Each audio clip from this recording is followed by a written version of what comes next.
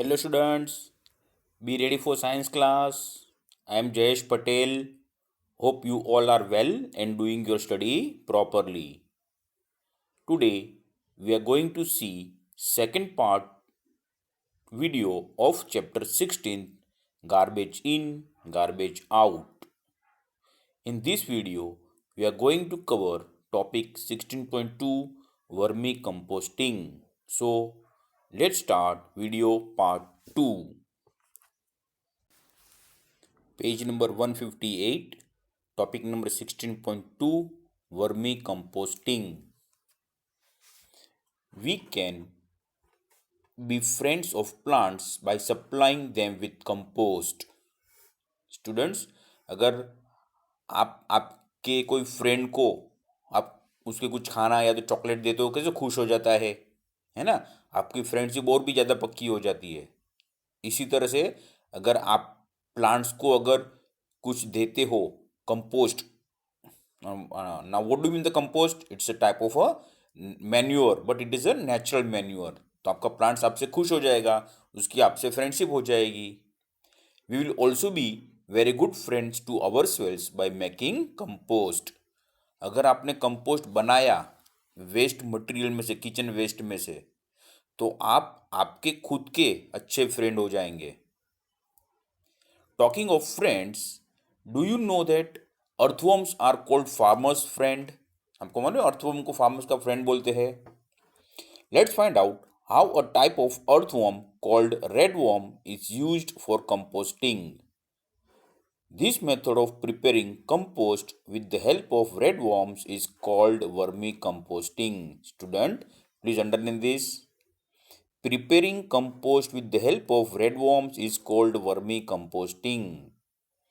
आपको कंपोस्ट बनाना है, it means natural manure आपको बनाना है, बरोबर है, with the help of redworms, then it is called vermicomposting. Redworm is a type of earthworm. We can try to make manure by vermicomposting at school. आप school में भी ये काम कर सकते हो. Now see the activity 2. Let's dig a pit about 30 centimeter deep or keep a wooden box at a place. एक गड्ढा खोद दीजिए, यहाँ पे एक लकड़े का बॉक्स वहां पे रखना है आपको. Which is neither too hot nor too cold. आप जहाँ पे खड्डा खोदते हो या तो आप जहाँ पे बॉक्स रखने वाले हो, वो जगह ज़्यादा ठंडी भी नहीं होनी चाहिए और ज़्यादा गर्म भी नहीं होनी चाहिए. What about a place which does not get direct sunlight? Yes, this is ideal place. Sunlight अगर गिरती है तो वहाँ पे गर्मी ज़्यादा हो जाएगी, बरोबर ना. तो जहाँ पे सनलाइट नहीं है, मतलब जहाँ पे छांव है, जहाँ पे शेडोज है, वहाँ पे आपको ये पिट बनाना है या तो बॉक्स रखना है. Let's now make a comfortable home for our redworms in the pit और box. Spread a net or a chicken mesh at the bottom of the pit or the box. Student, what do you mean chicken mesh? It is as good as a bird net. आप आपकी balcony में जो bird net use करते हो, जिसकी वजह से pigeon से वो घर के अंदर नहीं आते हैं, चिकन मैश उसके जैसी ही आती है. You can also spread 1 or 2 centimeter thick layer of sand as an alternative. अगर आपके पास मान लो चिकन मैश नहीं है, आपने मार्केट में ढूंढी फिर भी नहीं मिली, तो आप क्या कर सकते हो, 1 से 2 सेंटीमीटर ज़्यादा सैंड का लेयर आप नीचे लगा सकते हो as an alternative. Is it clear? Now spread some vegetable waste including peels of fruits over this layer of sand. Student, यहाँ पे आपको जो बचा हुआ वेजिटेबल्स है वो यूज करना है. Student, please be careful. यहाँ पे आपको पका हुआ खाना नहीं लेना है. मम्मी ने सब्जी बना के रखी थी, बच गई तो चलो हमने इसमें डाल दिया, ऐसा नहीं करना है. जिसके अंदर सॉल्ट है, विनेगर है, वो सब चीज़ हमें यहाँ पे यूज नहीं करनी है, बराबर. किचन वेस्ट का मतलब क्या होता है, जो खाना बनाने के टाइम पे जो वेजिटेबल के पील्स निकलते हैं, बरोबर है, वो सब हमें हमें यहाँ पे यूज करने हैं। One can also use green leaves pieces of dried stalks of plants. तो स्टॉक्स का मतलब क्या होता है? गुजराती में डाली या तो हिंदी में डंठल, हस्क और अ पीसीस ऑफ न्यूज़पेपर और cardboard to spread over the layer of sand. उसको आपको सैंड के ऊपर ये इसके लेयर आपको लगा दे बना लेने हैं। हस्क का मतलब क्या होता है? हम हिंदी में जिसे हम भूसा कहते हैं। However, shiny और plastic coated paper should not be used for this purpose. आपको जो पेपर में शाइन आती है, बरोबर ना, या तो जो कोटेड है वो प्लास्टिक पेपर है, वो आपको नहीं यूज करना है यहाँ पे। Dried animal Dang could also be used as a spread over sand or a wire mesh. You can use this animal dung for this purpose. Sprinkle some water to make this layer wet. Take care not to use excess of water. Do not press the layer of waste. Keep this layer loose so that it has sufficient air and moisture. Students, this passage is very much important. Here, what is given? Do's and don't is given in this passage. Sprinkle some water to make this layer wet. Take care not to use excess of water. पानी डालना है पर ज़्यादा पानी नहीं डालना है। Do not press the layer of waste. जो अपने वेस्ट के जो लेयर बने उसको ज़्यादा दबा के नहीं भरना है। Keep this layer lose so that it has sufficient air and moisture. ये लेयर के अंदर आपने उसको लूज रखा तो उसके अंदर एयर और मॉइस्चर दोनों रहेंगे। And which is useful for the this worm, red warm.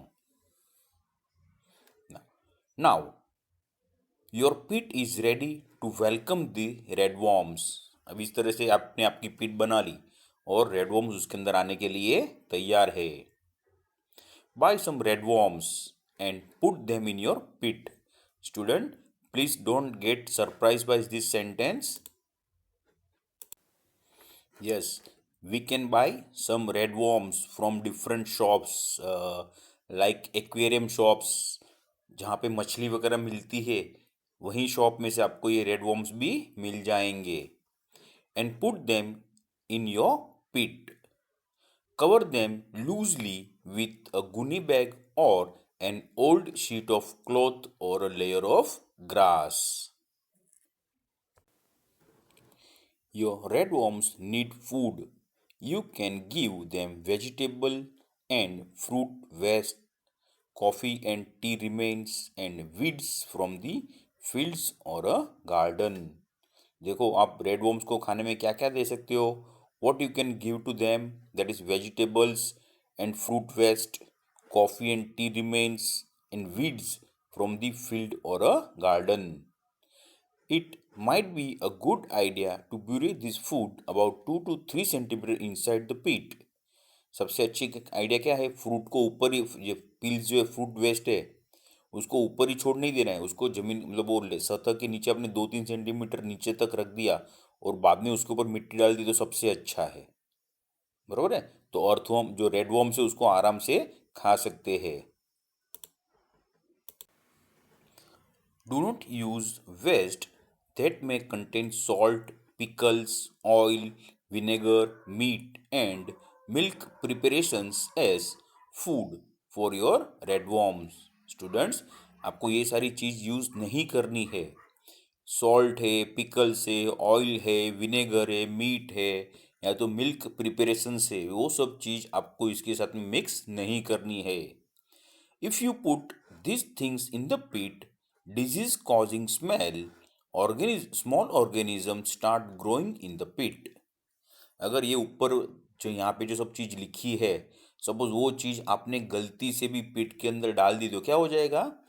तो disease causing small organism start growing in the pit. छोटे छोटे ऑर्गेनिजम्स उसके अंदर बढ़ सकते हैं जिसकी वजह से डिजीज भी हो सकते हैं। Student, please underline this passage.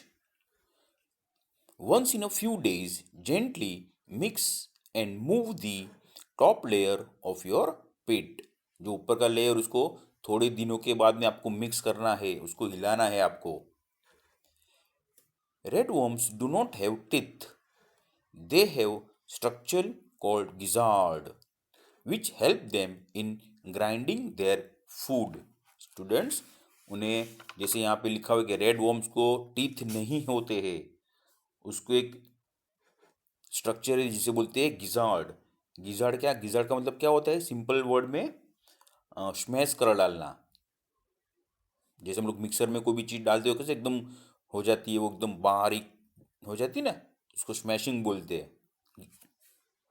Which help them in grinding their food.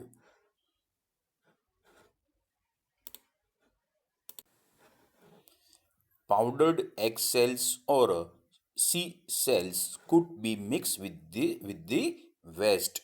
आपकी जो एग्स के जो शेल रहते हैं ना, उसको पाउडर बना के भी आप उसके अंदर डाल सकते हो, या तो सी सेल्स जो रहते हैं शेल्स, उसके भी पाउडर बना के आप उसके अंदर फूड के अंदर मिक्स कर सकते हो। This would help red worms in grinding their food.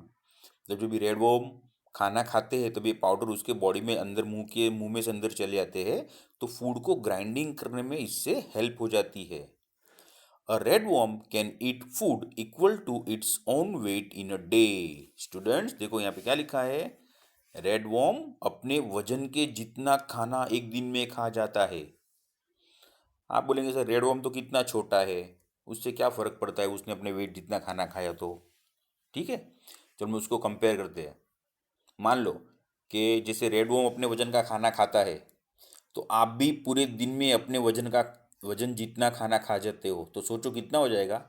आपका वेट 30 to 40 kg रहेगा, बरोबर है, तो दिन में आप 30 से 40 किलो खाना खा जाएंगे। सोचो, आगे सोचो अभी, है ना।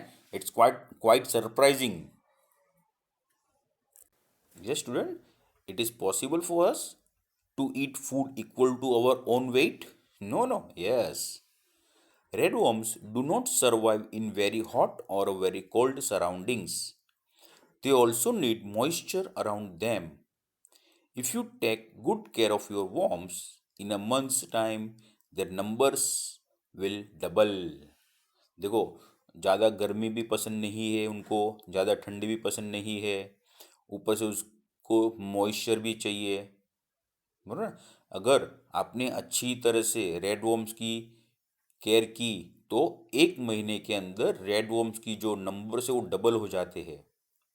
जैसे यहाँ पे आगे लिखा हुआ है कि रेड वर्म्स को सपोज आपने बाई करके लेके आए, बाहर से किधर से खरीद के लेके आए, आप सिर्फ 10 रेड वर्म्स लेके आए, ठीक है, और आपने उसको पीट के अंदर छोड़ दिया, और आपने यहाँ पे जिस तरह से बताया है उस तरह से आपने अच्छी केयर की, तो 1 महीने के बाद में कम से कम 20 रेड वर्म्स तो आपको मिल ही जाएंगे उसके अंदर से। आपने कितने डाले थे, 10 डाले थे, अभी कितने हो गए, 20 हो गए। Correct. Observe the content of the pit carefully after 3 to 4 weeks. 3-4 week के बाद में जो पिट के जो कंटेंट है वो हमें केयरफुली चेक करते रहना है। Do you now see loose soil like material in the pit. फिर 3-4 हफ्ते के बाद में हमें काला काला सॉइल जैसा मटेरियल उसमें से दिखता है। Your vermi compost is ready. आपका वर्मी कंपोस्ट तैयार हो गया। The student, you can see this in figure 16.6 into your textbook also. Put some waste as a food in one corner of the pit.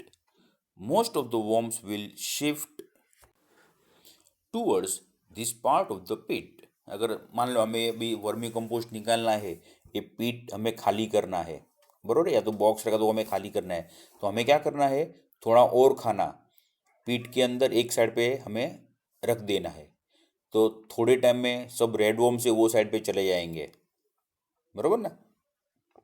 तो जहाँ पे आपने खाना रखा है वहीं पे सिर्फ रेड वर्म्स है, बाकी जो मैन्योर तैयार हो गया वहाँ पे तो कहीं पे भी एक भी रेड वर्म्स आपको दिखेगा नहीं। Remove the compost from the vacated part and dry it in the sun for a few hours. इस तरह से यहाँ पे से आपने जो कंपोस्ट निकाला है, मैन्योर निकाला है, उसको बाद में धूप में 2-3 घंटे तक सुखा दो। और इस तरह से आपका वर्मी कंपोस्ट रेडी हो गया। The part left in the pit has most of the worms in it. Pit में आपने जो पार्ट छोड़ दिया था, जहाँ पे हमने खाना डाल दिया था, उसकी वजह से वर्मी कंपोस्ट वहीं पे चले गए थे, तो उसके अंदर ही सिर्फ वर्मी कंपोस्ट है, और मतलब ये रेड वर्म्स है, और कुछ भी नहीं है वहाँ पे। You can use these for preparing more compost or share them with another users। अभी आपको लगता है नहीं हमें और भी वर्मी कंपोस्ट बनाने हैं, तो आप फिर से सेम प्रोसीजर कर सकते हो। अभी तो आपका काम जल्दी हो जाएगा, क्योंकि आपके पास रेड वर्म्स तो डबल हो गए, पहले से पहले तो 10 ही थे, अभी तो 20 हो गए। या तो आप एक काम और भी काम कर सकते हो। आप ये जो रेड वर्म्स आपको लगे नहीं अभी मेरा काम हो गया, अभी मुझे वर्मी कंपोस्ट और नहीं बनाना है, तो ये जो रेड वर्म्स है वो आप आपके फ्रेंड को दे दो, तो वो इसे यूज कर पाएगा। Correct. Use this excellent vermi compost in your pots, gardens and fields. ये वर्मी कंपोस्ट आप आपके घर में पॉट्स में, गार्डन में या तो फील्ड में यूज कर सकते हो। Is this not like getting the best out of waste? Yes student, is it true और फॉल्स? सही है कि गलत है? ये सही है ना। जो वेस्ट मटेरियल था उसमें से हमने सबसे बेस्ट मटेरियल बना दिया।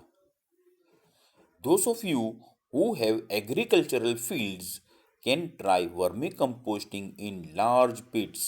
अगर मान लो कोई स्टूडेंट के पास अपने गांव में अपना खुद का खेत वगैरह है, बरोबर है, तो वो लोग वर्मी कंपोस्ट के लिए एक बड़ा सा खड्डा खोद ले। बाकी प्रोसीजर तो सेम है। इसी तरह से आपको बड़े खड्डे के अंदर भी आपको वर्मी कंपोस्ट को बनाना है, बरोबर ना। और इतना ज़्यादा क्यों बनाना है? क्योंकि आपके पास खेत है, तो खेत में तो ज़्यादा ही वर्मी कंपोस्ट लगेगा, तो पूरे खेत में हो जाएगा, उतना आपको बनाना है।